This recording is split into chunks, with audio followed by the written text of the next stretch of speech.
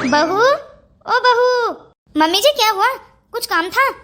हाँ बहू, मैं ये कह रही थी इस टाइम ना दुकानों पर भीड़ नहीं होती, चल मेरे साथ चल और अपनी पसंद की साड़ी ले ले करवा चौथ के लिए। मम्मी जी सारा दिन तो घर का काम नहीं खत्म होता, थोड़ी बहुत देर आराम करने के लिए मिलता है, उसमें आप आ जाते हो। बहू त्योहारों का टाइम है, शाम को भीड़ हो जाएगी, इसलिए कह रही हूँ चल मेरे साथ, साड़ी भी देख ले और फिर सुनार की दुकान पर भी चलेंगे, अपने लिए पायल बिछुए जो ले वो ले लेना।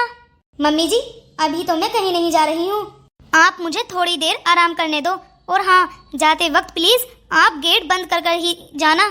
पर बहू गेट बंद कर जाना? हाँ, खाली बैठे इन्हें तो बाजार ही नजर आती हैं।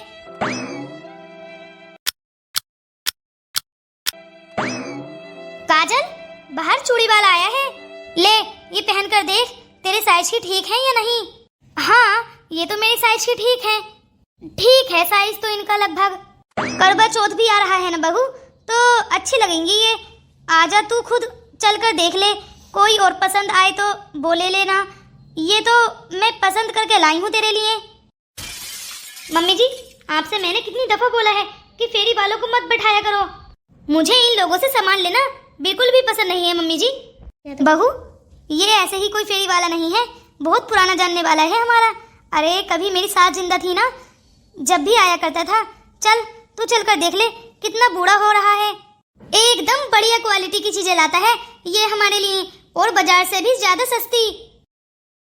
मम्मी जी ये आप ही पहन लेना, आपका भी व्रत है ना, आप तो हर चीज में सस्ता महंगा देखते हो, मुझे जो चाहिएगा मैं इनके साथ जाकर खुद मार्केट से ले आऊंगी, तो आपको मेरी टेंशन करने की कोई जरूरत नहीं है। पर बहू ये चूड़ी मैं इतने मन से लेकर आई थी, बहू के लिए चूड़ी, मैं सोच रही थी बहू को पहनाऊंगी तो मुझे खुशी मिलेगी, पर ये क्या, बहू को तो कुछ रास ही नहीं आ रहा।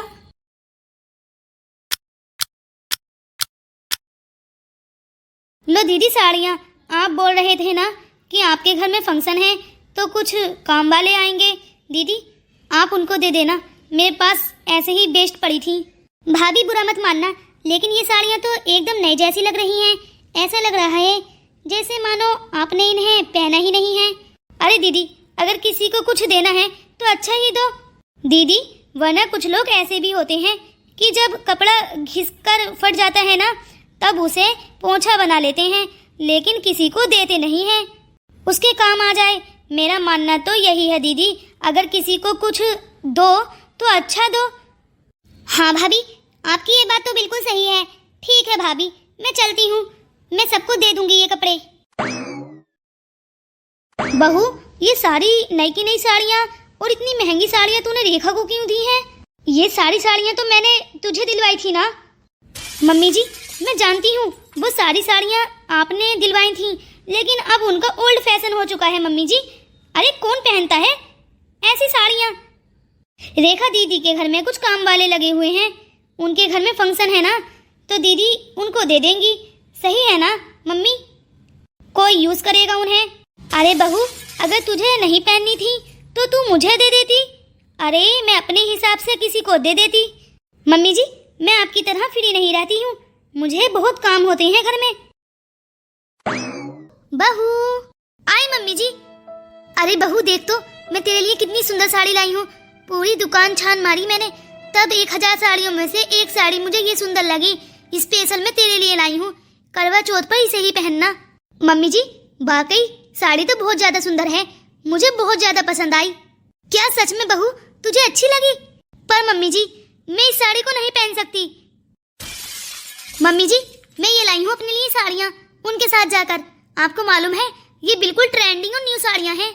बहू अरे तू हर वाले दिन ऐसे रंग कौन पहनता है, तुझे अगर अपनी पसंद से कपड़े लेने थे तो तू ले लेती, लेकिन थोड़ा रंग तो देख लेती। अरे बहू ऐसे रंग कौन पहनता है त्योहार पर। मम्मी जी आपको पता है पूरी सोसाइटी की लेडीज आपका मजाक उड़ाती हैं, यही बोलती हैं आपके पीछे कि ना आपको पहनने का ढंग है और ना बोलने का ढंग है। मैं नहीं चाहती मम्मी जी कि सब मेरा भी मजाक बनाएं, और मैं आपसे ये बात कहना नहीं चाहती थी, लेकिन मम्मी जी आप जो ये साड़ी लाए हो ना 1000 साड़ियों में से एक छांट कर, ये एकदम ओल्ड फैशन की साड़ी है। अरे कौन पहनता है आजकल ऐसी साड़ियाँ, कोई काम वाली भी नहीं पहनती आजकल ऐसी साड़ी।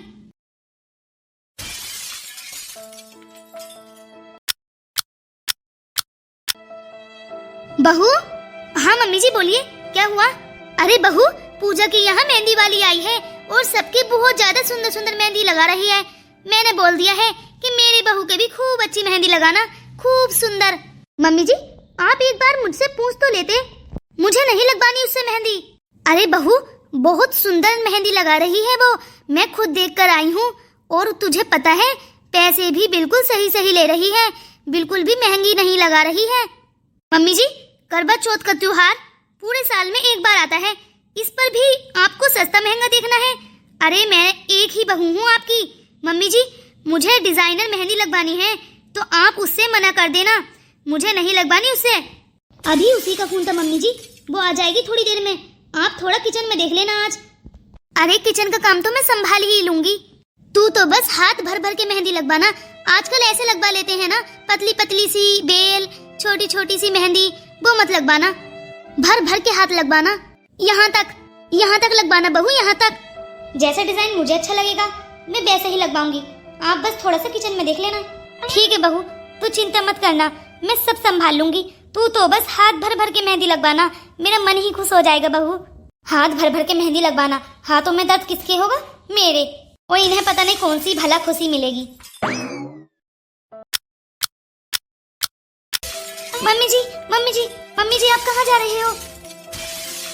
मम्मी जी आज कितनी याद आ रही है मुझे आपकी। मम्मी जी आप कितना ख्याल रखती थी मेरा, मेरी छोटी छोटी चीजों का ध्यान रखती थी और मैंने कभी भी आपकी कदर नहीं की। आज कोई मुझे रोकने टोकने वाला नहीं है, मैं अपनी मर्जी की मालिक हूँ। लेकिन मुझे अच्छा नहीं लग रहा है, मुझे अच्छा नहीं लग रहा है।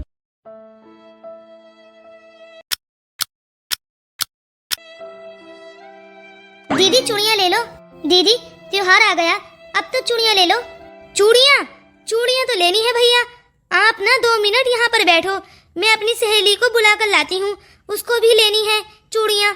हाँ दीदी आप अपनी फ्रेंड को लिवा कर लाइए, मैं यहाँ पर बैठ जाता हूँ, आप बुला लाओ। काजल, काजल, काजल कहाँ है तेरा ध्यान?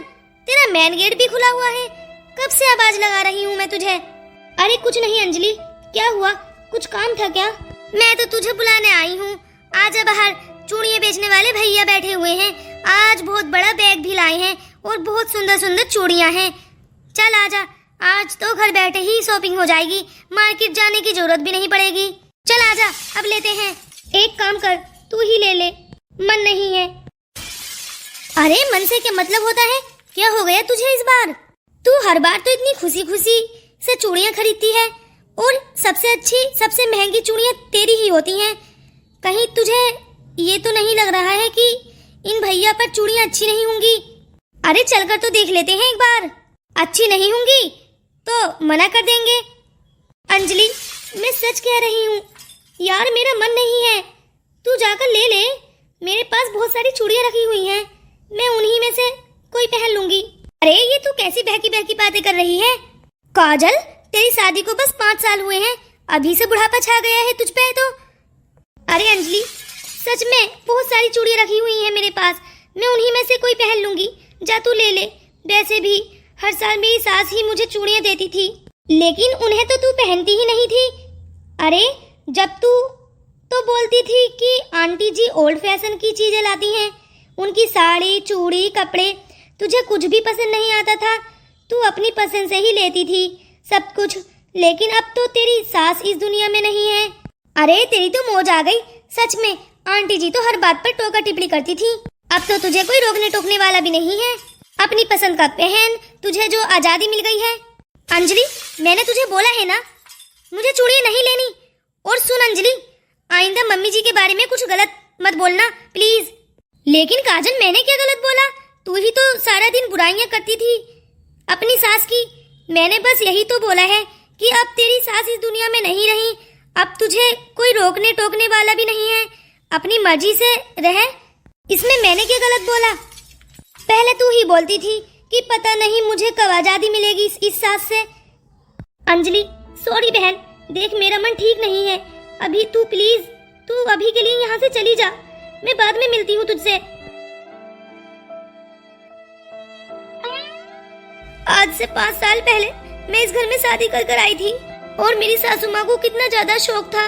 बहू के हर त्योहार पर इतना ज्यादा चाव रहता था उन्हें मेरे लिए सामान लाने का।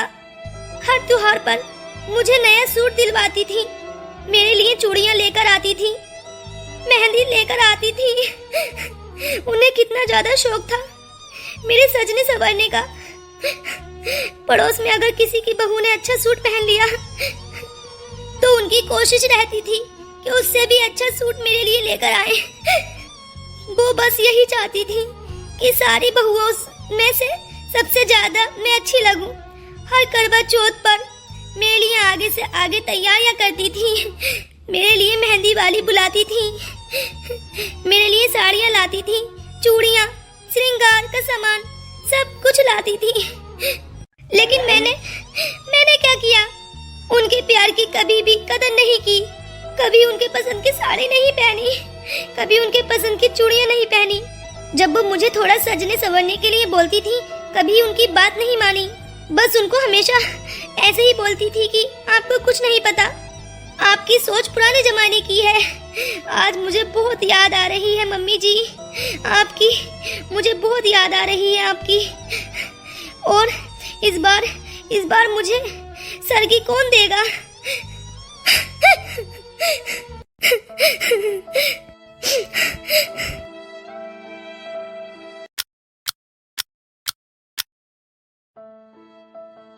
काजल।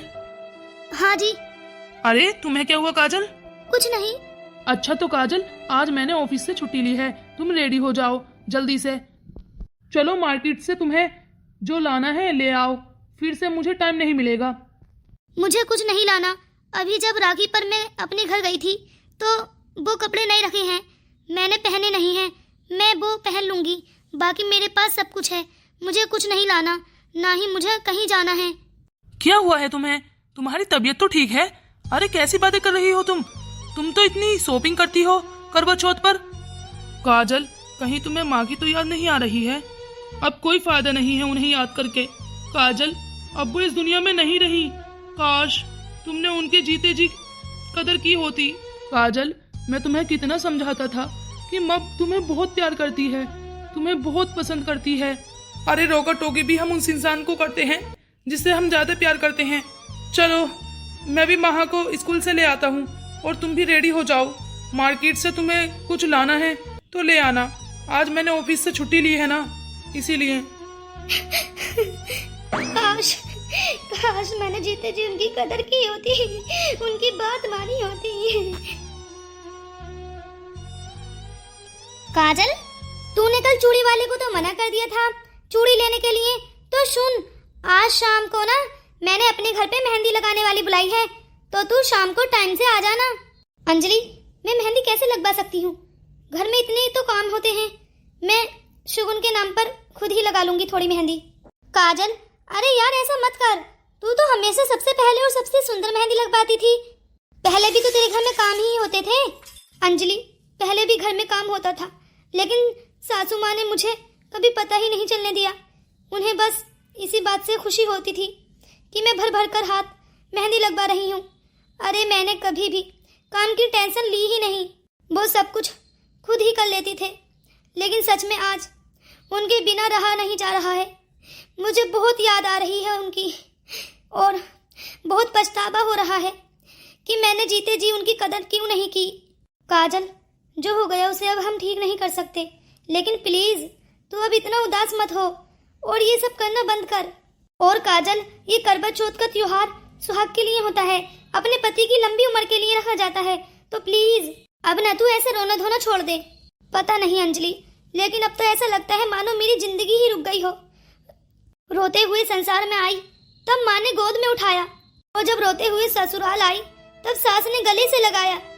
माँ ने जीवन दिया तो सासू माँ ने जीवन साथी दिया। माँ ने चलना बैठना सिखाया तो सासू माँ ने समाज में उठना बैठना सिखाया। माँ ने घर का काम सिखाया तो सासू माँ ने घर को चलाना सिखाया। माँ अगर भगवान है ना, तो सासू माँ भी हमारी गुरु होती हैं। अंजलि, जैसे माँ के बिना मायका अधूरा होता है ना, उसी तरह सास के बिना ससुराल अधूरा होता है। तू सही कह रही है काजल, तेरी बातों ने तो मुझे भी रुला दिया। अंजलि, इस बार मुझे सरगी कौन देगा? इस बार मुझे सरगी कौन देगा? बस अब चुप हो जाओ बहू। मासी जी आप? नमस्ते मासी जी। बहू मैं तेरी सरगी लेकर आई हूँ। जब तेरी सास हॉस्पिटल में थी ना, जब मैं उससे मिलने गई थी, तब उसने मुझसे कहा था कि कुछ भी हो जाए मेरी बहू को सरगी देना मत छोड़ना। जी जी। बहू बस कर, अब तू ये रोना बंद कर और खुशी खुशी त्योहार मना। ऐसे त्योहार पर तुझे रोता हुआ देख तेरी सास को भी अच्छा नहीं लगेगा। बहू बहू मेहंदी लगवा, श्रृंगार कर, अच्छे से तैयार होना बेटा, क्योंकि तेरी सास आज भी तेरे साथ ही है।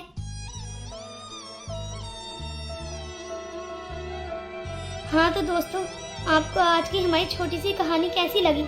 दोस्तों मुझे ऐसा लगता है कि कुछ घरों में बहुओं का कोई सम्मान नहीं होता है, और शायद आप में से कुछ लोग सोचेंगे कि जो इस कहानी में दिखाया गया है ऐसी सास होती ही नहीं है। लेकिन सच में आज भी ऐसे परिवार हैं जहाँ पर बहुओं को बहुत प्यार किया जाता है, लेकिन फिर भी ज़्यादातर घरों में वो बहुएं उनकी कदर ही नहीं करती हैं। तो मैं उन बहुओं से निवेदन करना चाहूँगी कि अगर आपको ऐसा ससुराल मिला है तो उनकी कदर करो, क्योंकि बीते हुए दिन कभी वापस नहीं आते और पछतावे के अलावा आप कुछ कर भी नहीं सकते। जैसे मायका माँ के बिना अधूरा होता है ना, वैसे ही ससुराल भी सास के बिना अधूरा ही होता है। अगर आपको ये मेरी छोटी सी कहानी अच्छी लगी हो तो प्लीज़ कमेंट्स में बताइए कि आपकी सासू माँ कैसी हैं।